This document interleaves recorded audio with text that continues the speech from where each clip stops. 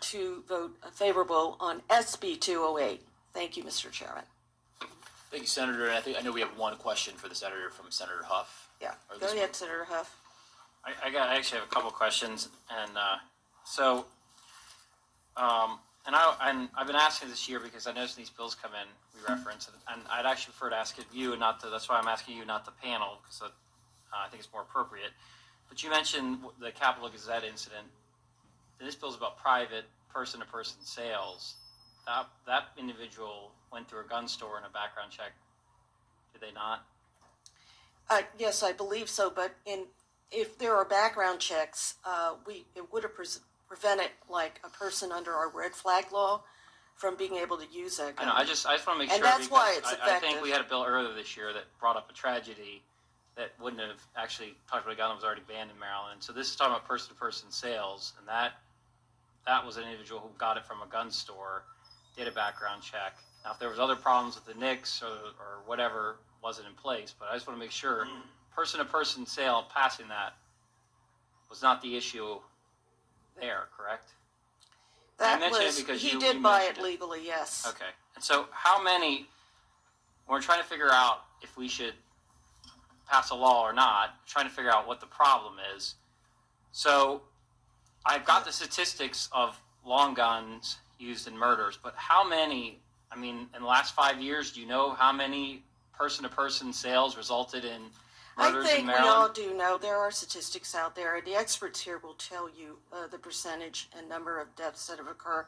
I think one loss of life is one too many. And I think our purpose here, we're not trying to trample on our Second Amendment rights.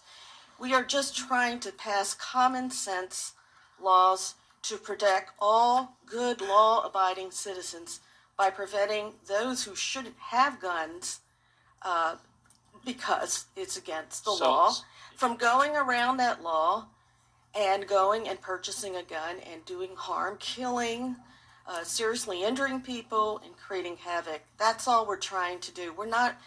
We're trying to help law-abiding citizens. We're trying to protect the public safety, and a background check would reveal that. Well, so I guess the answer is you don't have one. I just want to know before we do this whole bill. Well, I think this panel is here to answer your questions. If I could finish, but with all due respect, you're the senator.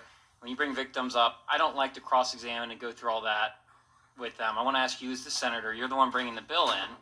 Do you have one example, one case in the last 5 years of a person-to-person sale? Yes, okay. Let me get that for you. Because the governor mentioned today there were 1,000 people shot in Baltimore last year alone. You just want one, right? What do you have? Give me what you have. We had a victim. I believe this was in the time frame. Victoria Vernetta Grover was shot and killed with a shotgun by her estranged husband before he was shot and killed himself. Grover had an order of protection against a killer, prohibiting from possessing a gun.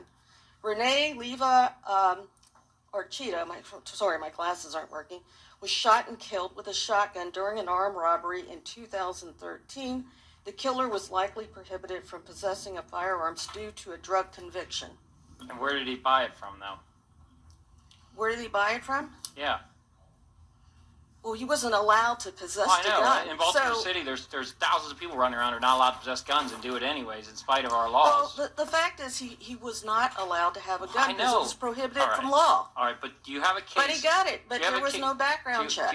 I know, and that happens all the time. My question is, was there a case of a person-to-person sale that you can mention of a long gun that this would have affected?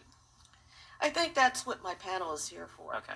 Well, lastly, a question is, because we don't regulate, and this doesn't have the state police regulate long guns. So right now with handguns, you have to have a background check. Yeah, so not only are they background check, they're regulated, meaning that the sale of them, when you sell someone a pistol and it goes through a background check, state police know you have that, right? So it's in their system. Regulated firearms are assault weapons and pistols, handguns. They know that you have that. You've gone through a system. You've gone through the Maryland state system, right? So the state police regulate it. The state has some control and understanding. But even through your bill, you go through a third-party NICS system with the feds. So that means the state of Maryland has no idea what people are buying, what they are selling. State police don't have a record. So how is this bill enforceable in any way by the state of Maryland unless you, after the fact, after something tragic has happened, I guess you If go the back. person fails a background check, they are denied the ability to buy that gun. So you Or pass. possess I guess that's the enforceability is my question. So you pass this bill. Well, if the guy doesn't have the and gun, there's nothing to and enforce. people ignore it. My question is, how would you ever know? Because it's not a regulated firearm through Maryland. We don't know who bought it originally. We don't know. The state doesn't. We don't keep track of them like handguns or assault weapons. We're just trying to prevent someone who should not have the gun, who are banned by law from obtaining that gun. We just don't want that person getting a gun. All right. Well, I guess I'll just leave my question out there because it doesn't seem enforceable. Thank you.